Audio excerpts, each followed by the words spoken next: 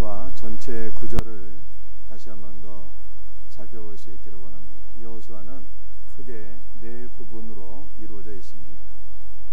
1장에서 5장까지는 약속의 땅을 차지하기 위한 준비이고요, 6장에서 12장은 가나안 땅을 정복하는 말씀이고요, 13장에서 21장은 정복한 가나안 땅을 지파별로 분배하는 것에 대한 말씀입니다.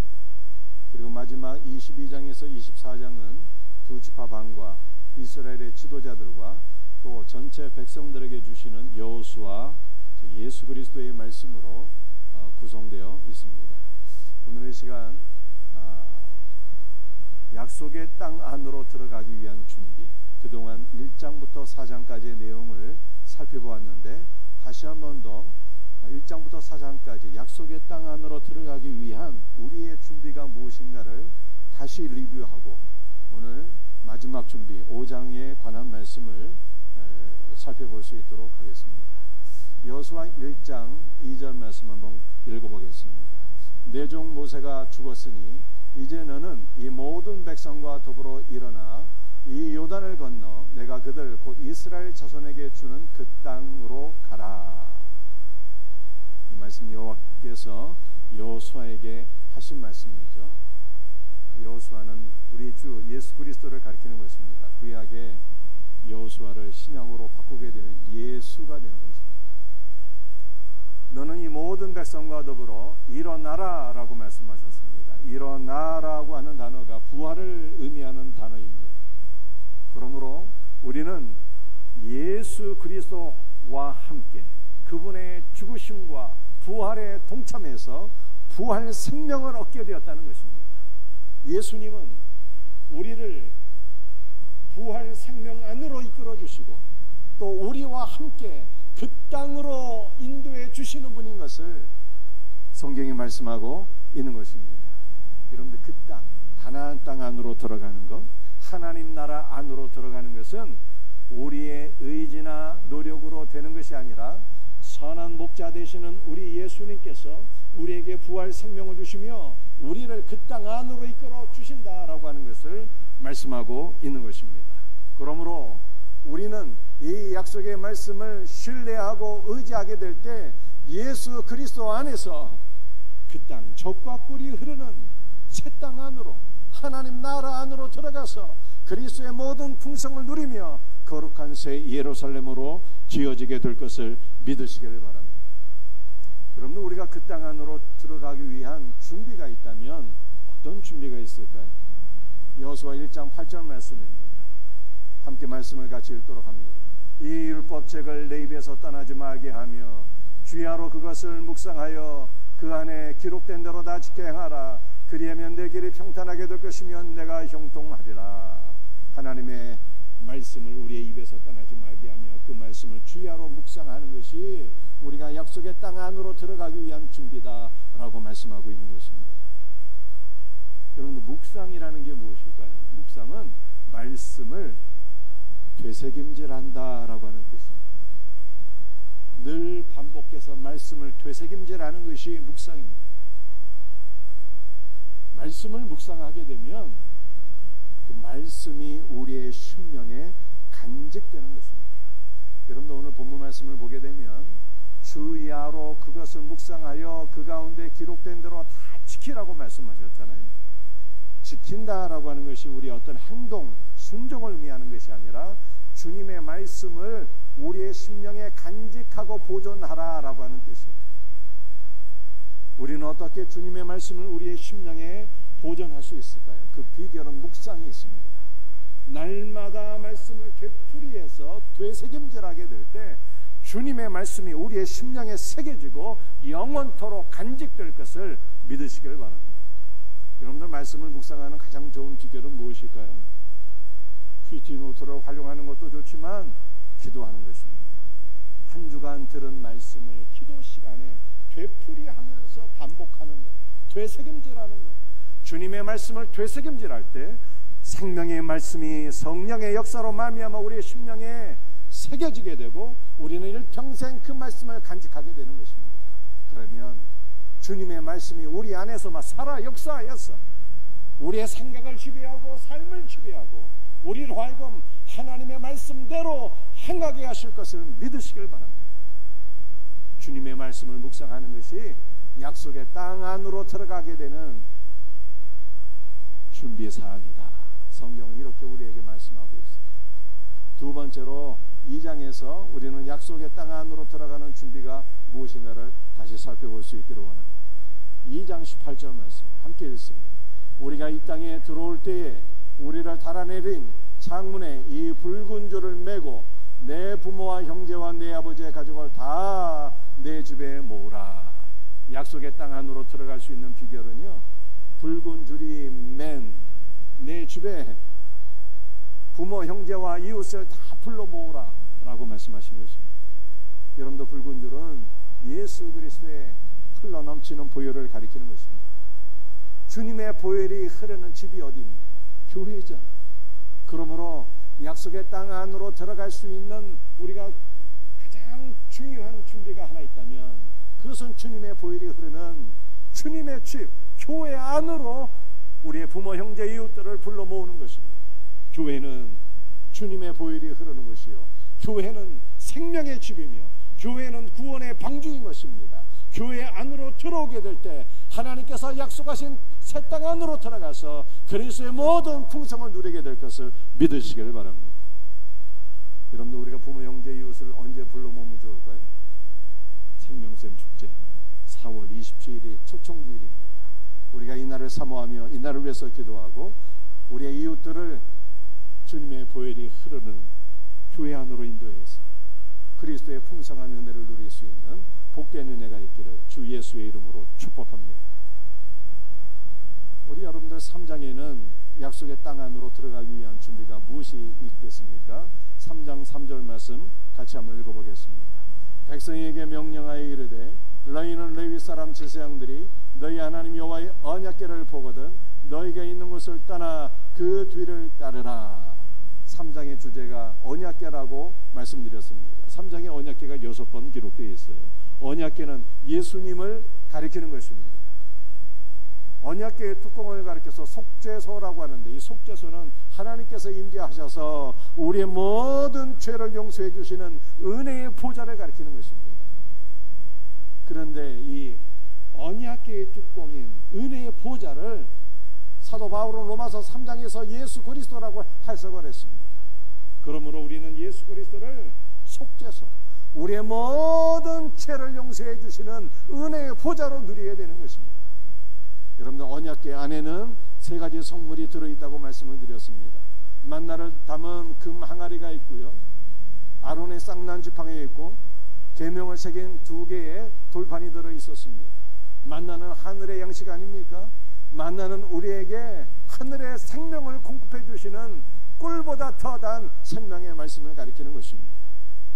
아론의 쌍난 지팡이는 예수 그리스도의 부활 생명을 의미하는 것입니다. 계명을 기록한 2개의 돌판은 하나님께서 모세에게 주셨던 그 돌판인데 이것은 성령의 역사로 말미암아 우리의 심령에 하나님의 말씀이 새겨져야 된다라고 하는 것을 의미하는 것입니다. 오늘 우리가 이렇게 예수 그리스도를 언약궤로 누리고 우리가 언약궤가 되신 예수 그리스도를 뒤따라가게 될 때 우리는 약속의 새 땅 안으로 들어가서 그리스도의 모든 충만을 누리게 될 것을 믿으시기를 바랍니다. 여러분들, 이 4장 말씀 우리가 지난주에 제가 설명한 거니까 여러분들이 잘 기억하리라 믿습니다. 우리 4장 4절과 5절 말씀 함께 같이 읽습니다. 여호수아가 이스라엘 자손 중에서 각 지파에 한 사람씩 준비한 그 12사람을 불러 그들에게 이르되 요단 가운데로 들어가 너희 하나님 여호와의 교회 앞으로 가서 이스라엘 자손들의 지파 수대로 각기 돌 1개씩 가져다가 어깨에 매라. 4장의 주제는 돌이라고 말씀드렸죠. 돌은 무엇입니까? 에벤이라고 하는 단어인데 아버지의 아들 예수 그리스도를 가리키는 것입니다. 이스라엘 12지파의 대표격이 되는 12명의 사람들은 요단강 안으로 들어가서 각각 돌 1개씩 취하여 어깨에 메고 요단을 건너서 약속의 땅 안으로 들어가게 되었습니다. 그러므로 요단을 건너서 약속의 땅은 하나님의 나라를 가리키는 것 아니겠습니까? 하나님의 나라에 들어가기 위한 결정적으로 가장 중요한 준비사항이 있다면 그것은 바로 돌이신 예수님, 아버지의 아들 성자 예수 그리스도와 내가 하나로 연합되는 것입니다. 그러므로 성경은 이렇게 말씀하고 있습니다. 아들이 있는 자에게는 생명이 있고 하나님의 아들이 없는 자에게는 생명이 없느니라. 제가 여러분에게 질문합니다. 여러분 안에는 아들이신 예수 그리스도께서 내주하고 계십니까? 여러분은 예수 그리스도와 하나로 연합한 성도입니까? 그렇다면 여러분 안에 영원한 생명이 이미 주어졌고 여러분은 하나님 나라 안으로 반드시 들어가게 될 것을 믿으시기를 바랍니다. 여호수아 4장 10절 말씀 함께 같이 읽어보겠습니다. 궤를 맨 제사장들이 요단 가운데 서 있고 백성은 속히 건넜으며, 제사장들은 우리를 가리키는 거죠. 여러분들, 우리는 왕같은 제사장이라고 성경이 말씀하고 있습니다. 우리가 언약궤를 메고 언약궤이신 예수 그리스도와 하나로 연합하여서 요단 가운데로 들어가서 주의 은혜 가운데 푹 잠기게 될 때 백성들이 신속하게 요단을 건너 약속의 땅 안으로 들어가게 되었다라고 말씀하고 있습니다. 그러므로 우리는 하나님 나라를 위하여 무엇을 행하려고 하기 전에 어떤 존재가 되는 것이 중요합니다. 행함이 아니라 존재가 중요한 것입니다. 우리는 어떤 존재가 되어야 되는 것입니까? 말씀을 묵상하는 존재가 되어야 됩니다. 돌이신 그리스도와 연합하는 존재가 되어야 되는 것입니다. 언약궤가 되신 예수 그리스도와 연합하여서 그분의 은혜 가운데 푹 잠기는 것이 중요합니다. 주님의 은혜 가운데 우리가 먼저 잠기게 될 때 하나님은 우리를 통해서 많은 백성들이 요단을 건너서 약속의 땅 안으로 들어가는 위대한 생명의 역사를 일으키실 것이다 라고 말씀하고 있는 것입니다. 우리 4장 12절 말씀도 함께 같이 읽어볼 수 있기를 원합니다.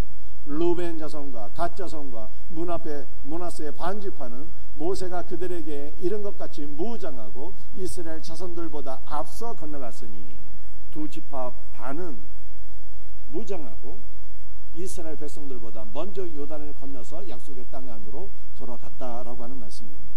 그런데 무장했다라고 하는 단어가 50명씩 전투 대응을 이루었다라고 하는 뜻입니다. 신약 성경을 보면 예수님은 5,000명을 먹이실 때 50명씩 무리를 나누어서 생명의 양식 5병이어를 먹이셨어요. 그러므로 우리도 생명의 양식 주님의 말씀을 먹게 되면 영적으로 무장을 갖추게 되어서 요단을 건너 약속의 땅 안으로 들어가게 되고 하나님 나라를 위한 선봉대로 하나님 앞에 쓰임받는 영적 군사가 될 것을 믿으시길 바랍니다. 이제 마지막으로 5장 말씀이죠. 5장에서 우리는 어떤 준비를 갖추게 될 때 요단을 건너서 약속의 땅 안으로 들어가게 되는 것입니다. 5장의 주제는 할례입니다. 3장의 주제는 언약궤, 4장의 주제는 돌, 5장의 주제는 할례. 5장의 할례라고 하는 단어가 6번 기록되어 있습니다. 5장 2절 말씀 우리 한번 같이 읽어보겠습니다. 그때 여호와께서 여호수아에게 이르시되 너는 부싯돌로 칼을 만들어 이스라엘 자손들에게 할례를 행하라. 할례를 행하는 것이 요단을 건너서 약속의 땅 안으로 들어가게 되는 마지막 준비 사항인 것을 성경은 말씀하고 있습니다. 그렇다면 성경이 말씀하고 있는 할례라고 하는 것이 과연 무엇입니까? 우리는 성경에 기록된 최초의 할례를 창세기 17장 말씀에서 확인할 수가 있습니다. 우리 창세기 17장 10절과 11절 말씀을 같이 읽어보도록 하겠습니다. 너희 중 남자는 다 할례를 받으라. 이것이 나와 너희와 너희 후손 사이에 지킬 내 언약이니라. 너희는 포피를 베어라. 이것이 나와 너희 사이에 언약의 표징이니라. 아멘. 이게 누가 누구에게 주신 말씀일까요? 여호와께서 아브라함에게 주신 언약의 말씀입니다. 최초의 할례는요, 육신의 언약의 표를 새기는 것입니다. 그렇다면 언약이란 무엇일까요?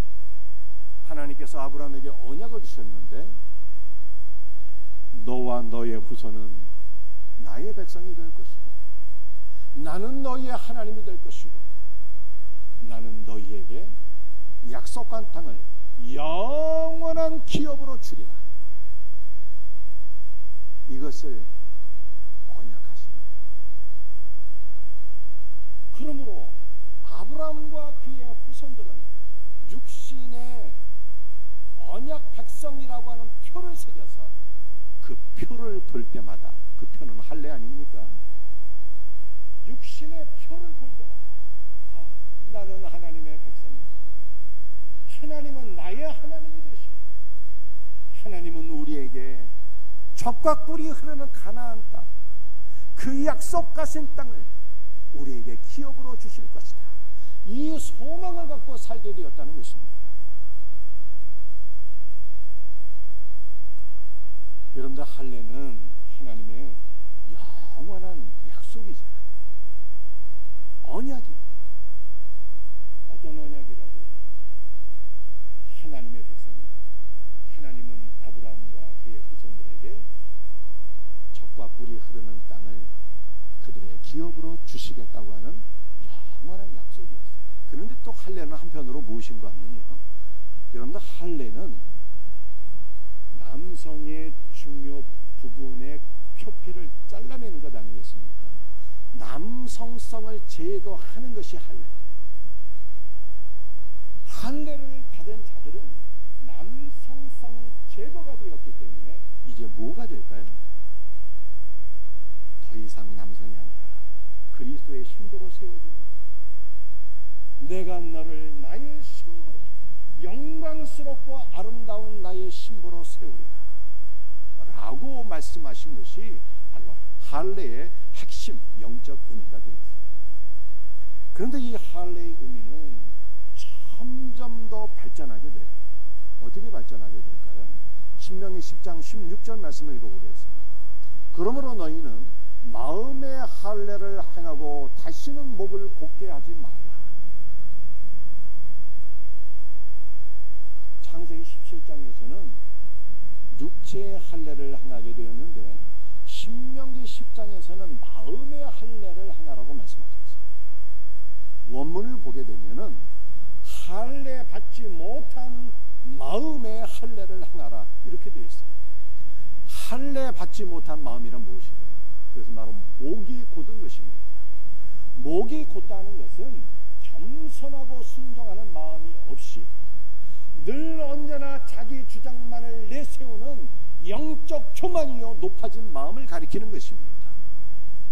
이 우리의 교만하고 높아진 마음이 주 예수 그리스도의 십자가로 싹둑 잘라져서 겸손하신 예수 그리스도의 마음을 품게 되는 것, 이것이 바로 할례의 영적 의미가 되겠습니다. 그런데 이 할례의 영적 의미를 사도 바울이 로마서에서 다시 강조합니다. 로마서 2장 28절 29절 말씀을 같이 읽어보겠습니다. 무릇 표면적 유대인이 아니요 표면적 육신의 할례가 아니니라. 오직 이면적 유대인이며 할례는 마음에 할지니 영에 있고 율법 조문에 있지 아니한 것이라. 사도 바울이 뭘 얘기했을까요? 표면적 유대인이 아니라, 눈에 보이는 유대인이 아니라는 거예요. 표면적 할례가 아니라고 했어요. 표면적은 눈에 보인다라고 하는 것이에요. 눈에 보이는 육체에 행하는 외적인 할례가 참 할례가 아니라는 거예요. 그런데 이 유대인들은 이것을 알지 못했어요. 육체의 할례를 행하면 아브라함의 후손이요 하나님의 언약 백성이요 구원을 받는 줄로 착각했어요. 할례를 행하면 자동으로 구원받는다 이렇게 생각하고 예수님은 믿을 필요도 없고, 그래서 유대인들이 예수님을 거부하고 심지어는 예수님을 죽이기까지 하지 않았습니까? 그러니 어떻게 구원을 받을 수가 없겠어요. 그러므로 할례의 진정한 의미를 로마서 2장에서 사도 바울이 말씀했는데, 참 할례는 이면적 할례가 아니라, 이면적이라고 하는 것은 숨겨진이라고 하는 뜻입니다. 내면에 숨겨진 우리의 마음에 성령의 역사가 임해서 우리의 속 심령이 새롭게 거듭나는 것, 이것이 진정한 할례다라고 말씀한 것입니다. 무슨 율법 조문을 따라서 칼로서 표피를 잘라내는 것이 할례가 아니라 성령의 역사로 말미암아 우리의 속심령이 새롭게 거듭나는 것이 진정한 할례다라고 사도 바울은 해석한 것입니다. 사도 바울은 빌립보서 3장 3절에서 할례를 또 다시 새롭게 정의합니다. 빌립보서 3장 3절 말씀을 우리 한번 같이 읽어볼까요? 하나님의 성령으로 봉사하며 그리스도 예수로 자랑하고 육체를 신뢰하지 아니하는 우리가 곧 할례바라. 진정한 할례는 육체로 봉사하는 것이 아니라 하나님의 성령으로 봉사하는 것이다, 이렇게 말씀합니다. 여러분들, 육체로 봉사한다는 것이 무슨 뜻이겠습니까? 인간의 능력과 인간의 지혜와 지식과 경험과 물질과 나의 것으로 내가 주인이 되어서 봉사하는 것, 이것을 가리키는 것입니다. 그런데 이것은 진정한 할례가 아니고 진정한 할례는 하나님의 영으로 봉사하는 거예요. 하나님의 영으로 봉사한다는 것이 무슨 뜻이겠습니까? 소자 한 명에게 가장 작은 자, 버림받은 자, 소외된 자, 연약한 자, 이러한 작은 자에게 물 한 그릇 대접할 때 그리스도의 영과 사랑으로 봉사해서 물 한 그릇 나눠주는 것을 통해서 그리스도의 영과 사랑이 흘러가야 된다는 거예요. 그리스도의 영과 사랑이 흘러가게 될 때 누가 영광을 받으세요? 그리스도께서 나타나시고 그리스도께서 영광을 받으신다. 그러므로 진정한 봉사는 하나님의 영 안에서 그리스도가 드러나도록 하는 것이 진정한 봉사이며 이것이 진정한 할례 받은 성도의 삶이다 라고 바울은 해석한 것입니다. 또한 바울은 진정한 할례가 육신을 자랑하는 것이 아니라 우리의 생명이신 그리스도 예수를 체험하고 그분을 자랑하는 것이 진정한 할례다 라고 말씀하고 있습니다. 여러분들, 육신을 자랑한다는 것이 무엇입니까? 옛날 같으면 가문을 자랑하고 학벌을 자랑하고 세상 권세를 자랑하고 지위를 자랑하고 물질을 자랑하고 이러한 것들을 자랑하는 것이 아니라 생명이신 예수 그리스도를 경험하고 오직 예수님만 찬양하고 예수님만 선포하고 예수님만 자랑하며 사는 신자가 진정 할례니이다 라고 사도 바울은 재점이한 거예요. 우리 모두에게 이와 같은 은혜가 있기를 주 예수 그리스도의 이름으로 축복합니다. 이제 다시 본문으로 돌아오겠습니다. 여호수아 5장 2절과 3절 말씀 다시 한번 같이 읽겠습니다. 그때 여호와께서 여호수아에게 이르시되 너는 부싯돌로 칼을 만들어 이스라엘 자손들에게 다시 할례를 행하라 하시매 여호수아가 부싯돌로 칼을 만들어 할례산에서 이스라엘 자손들에게 할례를 행하니라. 돌로 칼을 만들어 할례를 행하라 말씀하셨어요. 돌은 이미 제가 설명드렸죠. 아버지의 아들이라고 예수님을 가리키는, 칼은 무엇을 가리키는 것입니까? 사도 바울이 히브리서 4장 12절에서 말씀하시기를 하나님의 말씀은 좌우의 날이 선 어떤 검보다도 예리하다라고 말씀하지 않았습니까? 그러므로 돌칼은 말씀의 검을 가리킵니다. 돌칼은 예수 그리스도의 말씀을 가리키는 것입니다. 할례는 예수 그리스도의 말씀으로 잘라내는 거예요. 한번 우리 따라해 보시기 바랍니다. 할례는 예수님의 말씀으로 잘라내는 것이다. 뭘 잘라내는 것입니까? 우리의 모든 교만하고 높아진 마음을 말씀의 검으로 잘라내는 것이, 그래서 겸손하신 예수 그리스도의 심령을 우리가 갖게 되는 것이 참 할례인 것입니다. 다시 한번 따라해 보시겠습니다. 할례는 잘라내는 것이다. 뭐를 잘라내는 것입니까?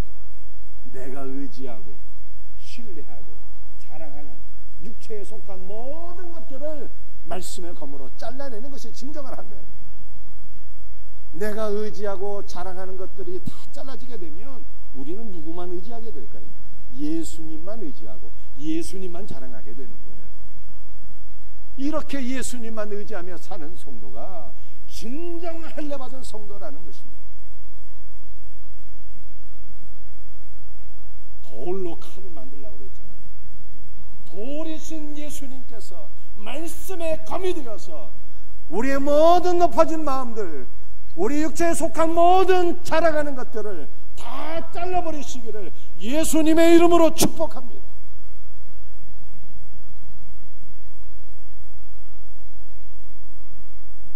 여호수아 5장 9절 말씀 우리 한번 같이 읽겠습니다. 여호와께서 여호수아에게 이르시되 내가 오늘 애굽의 수치를 너희에게서 떠나가게 하였다 하셨으므로 그곳 이름을 오늘까지 길갈이라 하느니라. 돌칼로, 예수 그리스도의 말씀의 칼로 다 잘라내니 이스라엘 백성들의 모든 수치가 굴러가게 되었다 라고 성경이 말씀하고 있습니다. 여러분들 길갈에서 할례를 행했는데 길갈은 굴러가다는 뜻이잖아요. 이스라엘의 모든 수치가 다 굴러가게 되었다. 여러분들 이미 설명한 대로 길갈은 골고다라고 하는 단어와 같은 단어입니다. 골고다는 예수님의 십자가. 그러므로 예수님의 십자가로 우리는 높아진 마음도 다 잘라지게 되는 것이고 예수님의 십자가로 세상 것도 다 잘라지게 되는 것이고 우리는 겸손하신 예수님을 본받게 되는 것. 사랑하는 성도들이여, 오늘날 기독교는 개독교라고 세상 사람들에 의해서 수치와 모욕을 당하고 있습니다. 어떻게 하면 교회가 마지막 시대에 영광을 회복할 수가 있을까요?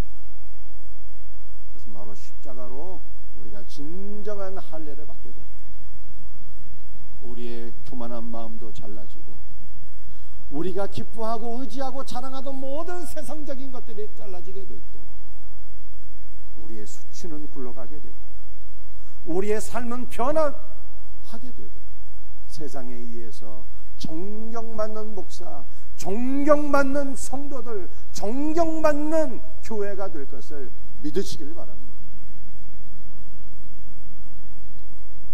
오늘 마지막 말씀이 여호수아 5장 11절과 12절 말씀 함께 같이 읽도록 하겠습니다.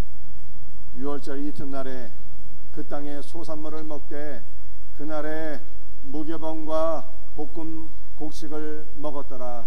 또 그 땅에 소산물을 먹은 다음 날에 만나가 그쳤으니 이스라엘 사람들이 다시는 만나를 얻지 못하였고 그 해에 가나안 땅의 소초를 먹었더라. 아멘. 이스라엘 백성들이 출애굽한 이후에 광야에서 40년 동안 생활을 하고 가나안 땅으로 들어가게 되었습니다. 광야에서는 40년 동안 방황하며 살았지만 그들은 굶지 않았어요. 왜 굶지 않았습니까? 하나님께서 하늘의 양식 만나를 주셨기 때문이거든요. 그런데 가나안 땅 안으로 들어간 그 다음 날부터 만나가 그치게 되었고 이스라엘은 가나안의 소산물을 먹고 살게 되었습니다. 만나는 하늘의 양식이지만 주시는 것만 먹게 되니, 주는 것만 먹게 되니 이것은 어린아이 신앙을 가리키는 것입니다. 그런데 가나안 땅 안으로 들어가서 가나안의 소산물, 단단한 음식, 풍성한 음식을 먹게 되었으니 이것은 장성한 신앙을 가리키는 것이고 그리스도의 모든 풍성을 누리는 것을 의미하게 되는 것입니다. 그러므로 할례를 받은 백성은 이제 가나안 땅 안으로 들어가는 모든 준비가 맞춰져서 약속의 땅 안으로 들어가서 그리스도의 모든 풍성을 누리며 장성한 신앙인으로 성장하게 된다라고 하는 것을 말씀하고 있는 것입니다. 여러분들 가나안 땅의 소산물 가운데 특별히 두 가지를 말씀하고 있어요. 무교병과 볶은 곡식을 먹었더라 라고 말씀하고 있습니다. 무교병은 무엇입니까? 무교병은 누룩 없는 떡이 무교병이에요. 누룩은 무엇입니까? 누룩은 바리새인의 교훈, 즉 율법적인 신앙을 의미하는 것입니다. 율법적인 신앙은 그리스도 없이 내가 내 삶의 주인이 되어서 내가 무엇인가를 해보려고 하는 우리의 모든 교만한 마음을 가리키는 것입니다. 그러므로 무교병이라고 하는 것은 율법적인 신앙이 없는, 인간의 교훈이 들어가 있지 않은 순도 100%의 복음을 가리키는 것입니다. 또한 무교병은 죄가 없으신 우리 주 예수 그리스도, 순전하신 예수 그리스도의 모든 것을 먹는 것이 무교병을 먹는 거예요.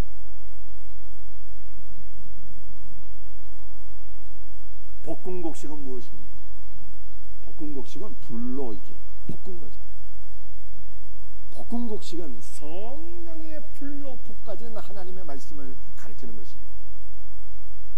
상식하시는 분들도 있잖아요. 생나다를 그냥 먹으시고, 생것은 성경에서요 인간의 이성으로 이해하려고 노력하는 말씀을 가리킵니다. 성경이 성령의 감동으로 기록된 말씀인데 인간의 지혜와 지식으로 이 말씀이 깨달아지겠습니까?